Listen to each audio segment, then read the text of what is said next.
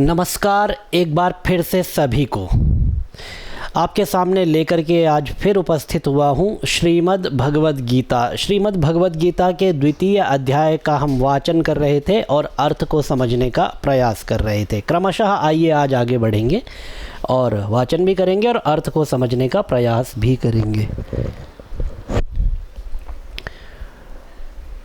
प्रसंग आपको पता है, भगवान श्री कृष्ण और अर्जुन के बीच में संवाद चल रहा है।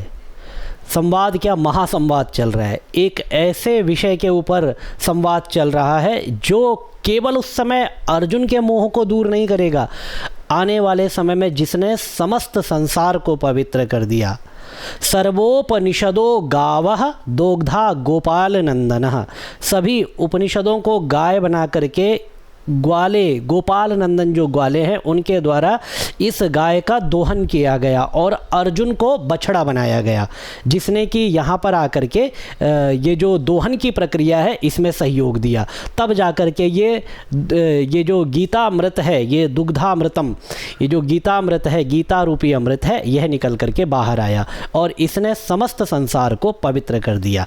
तो उसी श्रीमद् भगवद गीता के श्लोकों का हम वाचन कर रहे हैं, आगे बढ़ रहे हैं। तो इसमें अब तक अर्जुन की जो स्थिति है वो श्री कृष्ण के सामने कैसी है? अपने संदेह प्रकट किए जा रहा है, अपने मोह को नहीं छोड़ पा रहा है और श्री कृष्ण उसको एक ही बात कहते हैं कि तू आत्मा और शरीर के भेद को नहीं समझ पा रहा है। ये आत्मा और शरीर का भेद ना समझना, इसका एकमात्र कारण है, जिसका एकमात्र कारण है अविद्या। अविद्या कहिए और इसको आप कहिए अज्ञान। अज्ञान और अविद्या के कारण ये आत्मा और शरीर दोनों के भेद को नहीं समझ पा रहा है। आत्मा अविकारी होता है और शरीर के अंदर विकार आ जाता है। इस तरह की चर्चा हमने पिछले वीडियो में की थी और इसको अविद्या कहिए, अज्ञान कहिए, भेद का कारण, या फिर माया कहिए। भगवान श्री कृष्ण आगे खुद कहते हैं, दैवी येषा गुणमयी मम माया दुरत्यया मामेव ये प्रपद्यन्ते माया मेताम तरन्ति ते।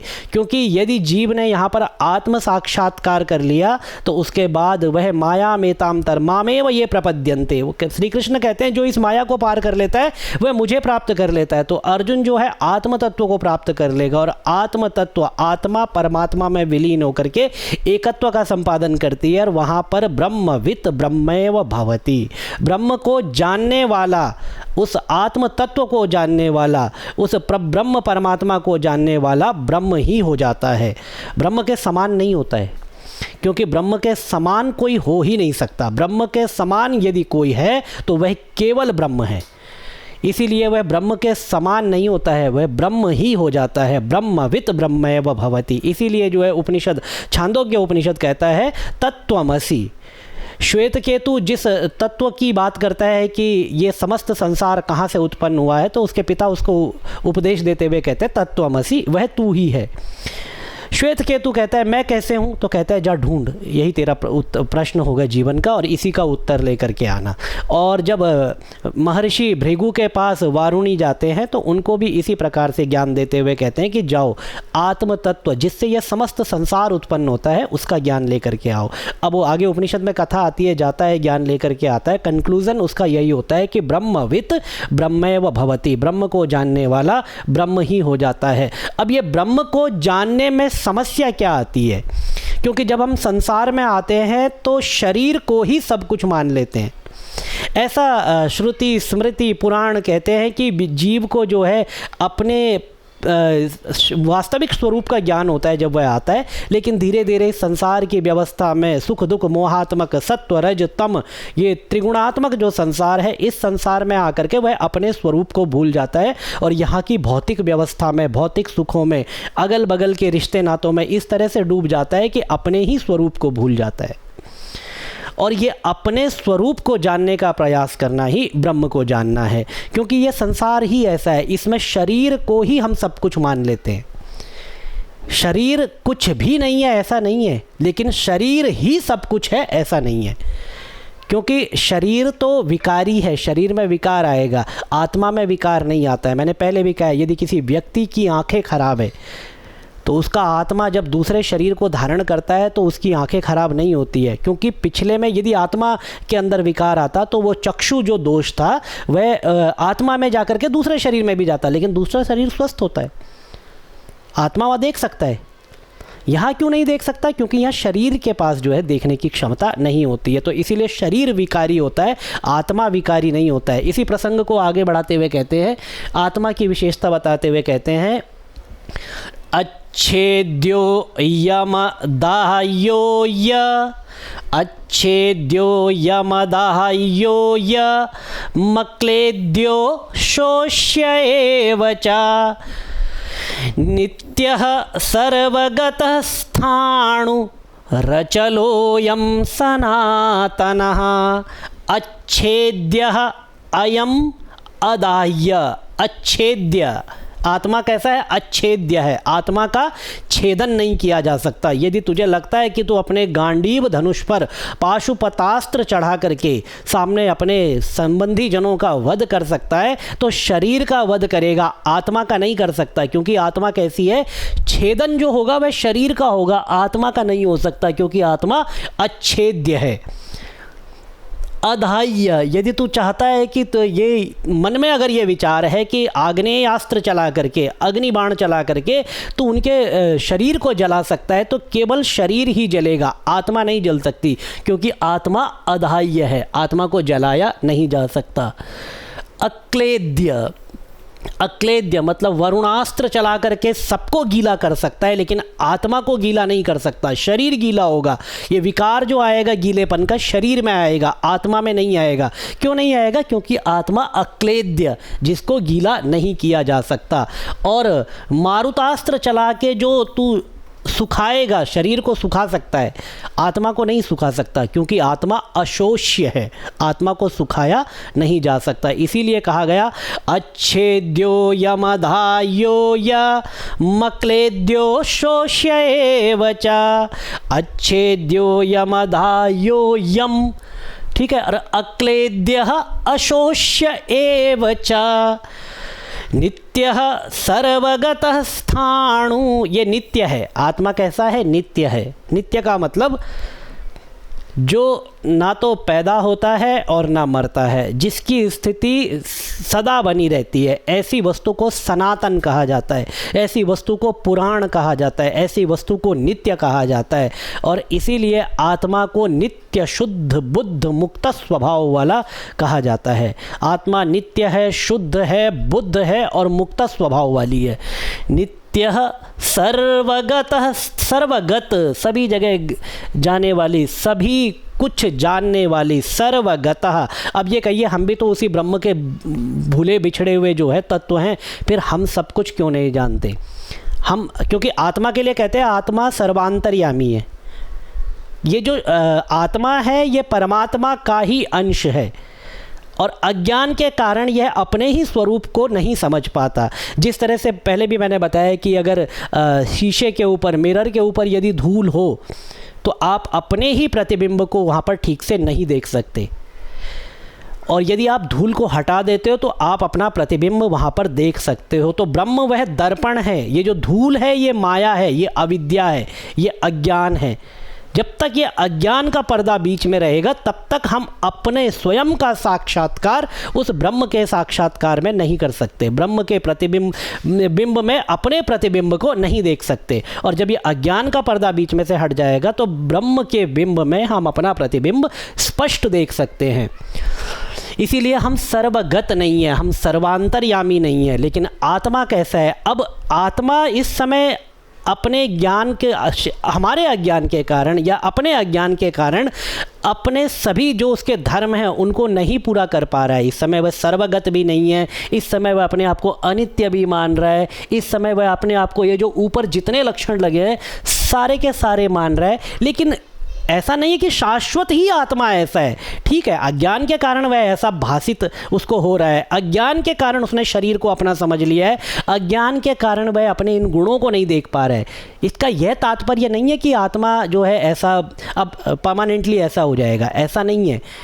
अज्ञान जैसे ही नष्ट होगा, ये आत्मा तो स्वयं प्रकाश है, फिर से प्रकाशित हो उठेगा। यदि किसी दिन बादल का टुकड़ा सूर्य को ढक लेता है तो उसका यह तात्पर्य नहीं होता है कि अब सूर्य है ही नहीं है, आज है ही नहीं सूर्य। सूर्य उस दिन भी होता है, लेकिन बादल का टुकड़ा आकर के सूर्य को नहीं ढकता, हमारी आंखों को ढक लेता है और हम व्यवहार करते हैं सूर्य नहीं है। ऐसे ही आत्मा यदि अभी अपने स्वरूप का साक्षात्कार नहीं कर पा रहा है तो इसका तात्पर्य नहीं है कि वह नित्य नहीं है या सर्वगत नहीं है या स्थाणु नहीं है, कूटस्थ कहते हैं स्थाणु को, या फिर वह अचल नहीं है। वह इन सभी गुणों से युक्त है, लेकिन अज्ञान के कारण वह अपने स्वरूप का साक्षात्कार नहीं कर पा रहा है। इसीलिए तो योग दर्शनकार कहते हैं तदा द्रष्टु स्वरूपे वस्थानम, दृष्टा को अपने ही स्वरूप में अवस्थित होना चाहिए, अपने ही स्वरूप का साक्षात्कार करना चाहिए। रचलोयम सनातनः, ये आत्मा अचल है और सनातन है। ये तो आत्मा के विशेषता बताई गई यहाँ पर श्री कृष्ण के द्वारा। आइए आगे बढ़े थोड़ा सा।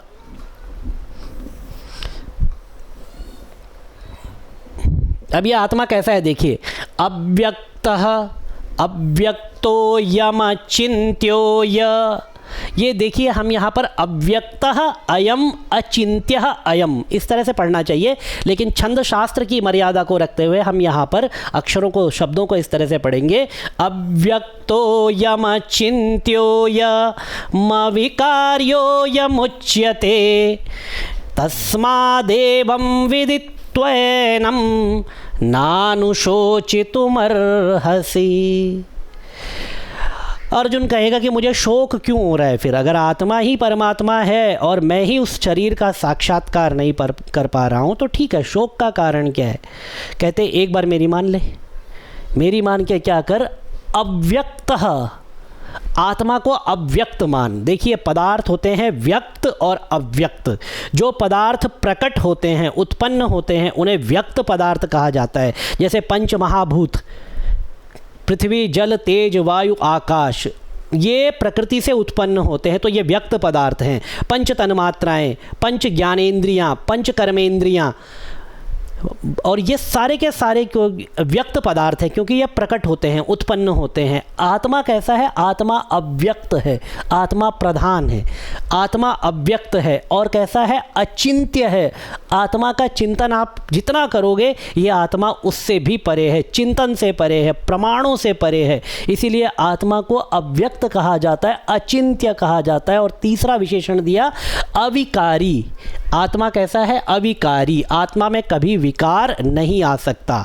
अज्ञान जो आता है वह आत्मा में नहीं आता क्योंकि ज्ञानाधिकरणम आत्मा, आत्मा तो ज्ञान का अधिकरण है, तो आत्मा में किसी प्रकार का कोई विकार नहीं आ सकता। देखिए अज्ञान की दो शक्तियां काम करती है, ये दिखाई दे रहा है, हम इसको बोर्ड की तरह यूज़ कर लेते हैं।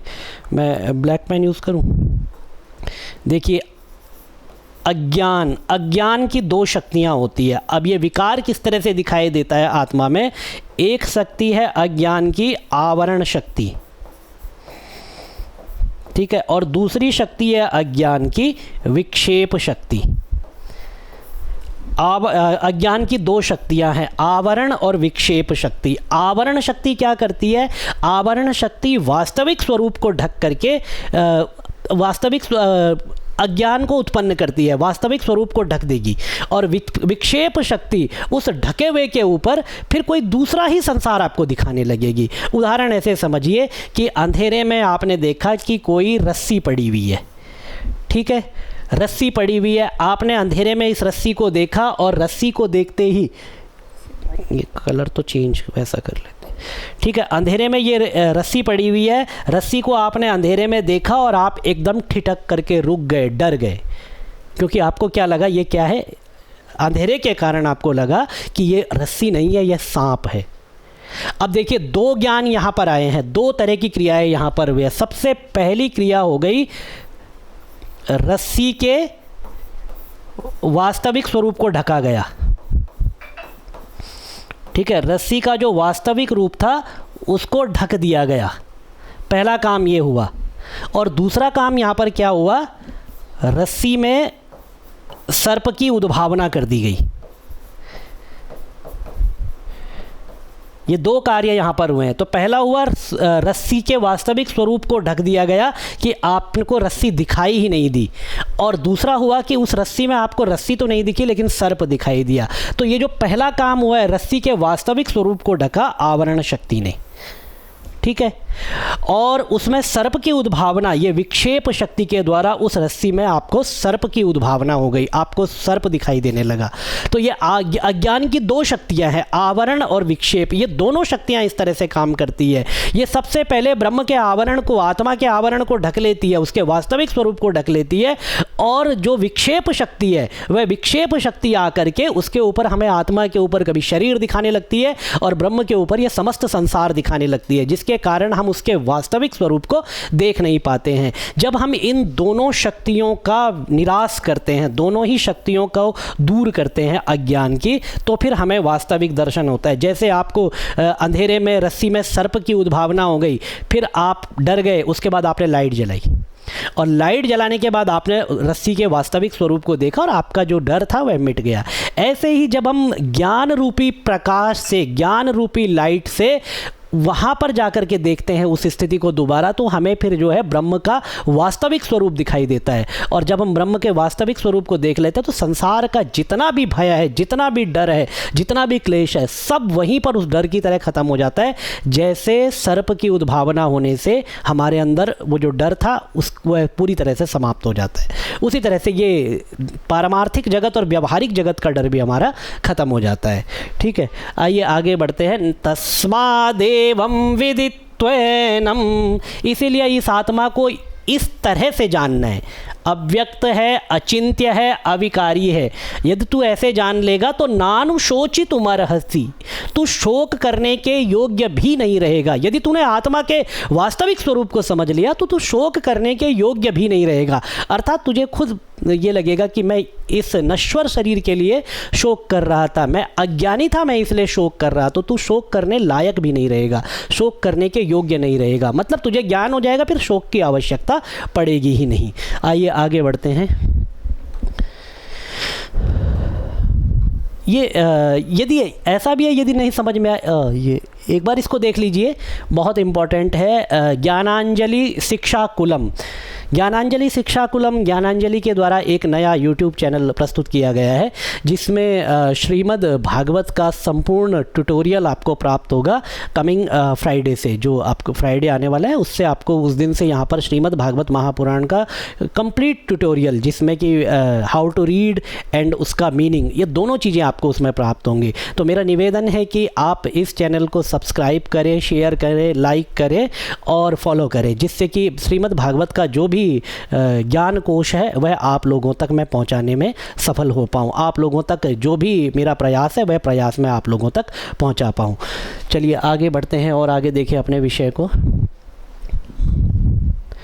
यह चैनल का नाम याद रखिए, ज्ञानांजलि शिक्षा कुलम। इसका जो लिंक है वह आपको डिस्क्रिप्शन में मिल जाएगा, आप लिंक के थ्रू भी चैनल पर जा सकते हैं।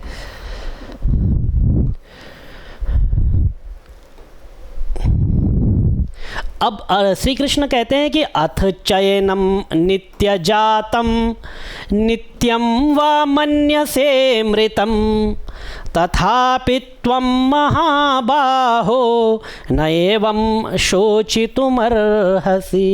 अथ चयनम नित्य जातम, तू आत्मा को जन्म लेने वाला मान ले, चल ऐसा कर ले। हे अर्जुन, एक बार अपनी बात को, ये जो आज तक मानता आया है उसी को मान ले कि आत्मा जन्म लेती है, नित्य जातम, और नित्यम व मन्यसे मृतम, और आत्मा की मृत्यु भी होती है, तू ये भी मान ले।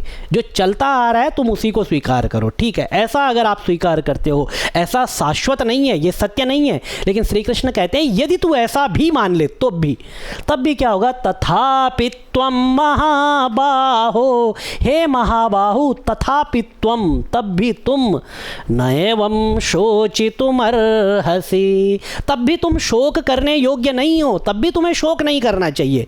यदि आत्मा को तुम नित्य जातम, नित्य पैदा होने वाला, नित्यम व मन्यसे मृतम, नित्य मरने वाला मानते हो, तब भी तुम्हें शोक नहीं करना चाहिए। क्यों नहीं करना चाहिए? क्योंकि तब भी यदि तुम आत्मा को इस तरह से मरण धर्मा और विकारी मान लोगे, तब भी शोक नहीं करना चाहिए। फिर शोक करने का कारण क्यों नहीं है, उसका उत्तर अगले श्लोक में देते हैं श्री कृष्ण। देखिए, हम इसको पूरा नहीं करेंगे अगले श्लोक को, लेकिन उसकी एक बार पूर्व पीठिका बना लेते हैं। जातस्य हि ध्रुवो मृत्युर्ध्रुवं जन्म मृतस्य च तस्मादपरिहार्येऽर्थे न त्वं शोचितुमर्हसि। जातस्य ही ध्रुवो मृत्युर, अरे पैदा होते ही ध्रुव, मृत्यु जो है निश्चित हो जाती है। जातस्य ही ध्रुवो मृत्यु ध्रुवम जन्म मृतस्य च, और उसका जन्म लेते ही मृत्यु निश्चित हो जाती है और मृत व्यक्ति का जन्म निश्चित हो जाता है। जब ये पहले से ही निश्चित हो जाता है तो फिर शोक करने की क्या आवश्यकता है? तब भी तुम्हें शोक नहीं करना चाहिए। जो चीज़ पूर्व निर्धारित है ऐसा ही होना है, वहाँ पर शोक करने का कारण क्या है? कोई ऐसा तो नहीं है कि कोई स्ट्रेंज, कोई नया कुछ ऐसा काम हुआ हो जो नहीं होना था, तब तो तुम शोक करो। लेकिन जो पूर्व निर्धारित है उस पर शोक करने की क्या आवश्यकता है? जब तुम्हें पता है कि इस तरफ जा कर के ऐसा ही होना है तो उसमें आश्चर्य दिखाने की, शोक करने की, इस तरह के भाव बनाने की कोई आवश्यकता है नहीं। तस्माद अपरिहार्येऽर्थे न त्वं शोचितुमर्हसि, इसीलिए तुम्हें शोक करना ही नहीं चाहिए। आगे इसकी और विस्तृत व्याख्या करेंगे। ये ज्ञानांजलि ज्ञान गंगा ऑनलाइन संस्कृत क्लासेस चल रही है। इसमें जो है ये संस्कृत साहित्य, Sanskrit language, Durga Saptashati with meaning, Bhagavad Gita, Bhagavata Mahapurana, all stotras, Vedas, ये सारी की सारी चीज़ें जो है पढ़ाई जा रही है। यदि आप इसको ज्वाइन करना चाहते हैं तो ज्वाइन कर सकते हैं। मैं आपको एक बार फिर से इसके फ़ोन नंबर्स बता देता हूँ, टाइमिंग्स बता देता हूँ। इसकी जो टाइमिंग्स है वह ये वाला बैच आपको मिल जाएगा 10 AM Sunday and Monday 8 PM। और इस पे जुड़ने के लिए आपको इस नंबर पर कांटेक्ट करना होगा। आपको व्हाट्सएप कर सकते हैं या फिर आप जो है इस पर कॉल भी कर सकते हैं। इसमें एक मामूली सा शुल्क रखा गया है कि व्यवस्था बनाने के लिए, तो जब आप इसको ज्वाइन करना चाहेंगे तो आपको पूरी डिटेल दे दी जाएगी। बस आज के पाठ को हम यहीं पर रोकते हैं। भगवान श्री कृष्ण के चरणों में आपकी प्रीति सदा बनी रहे। आत्मा और परमात्मा के भेद को समझने का भगवान हमें सामर्थ्य दे। इसी शुभकामना के साथ ओम भगवते श्री कृष्णाय नमः।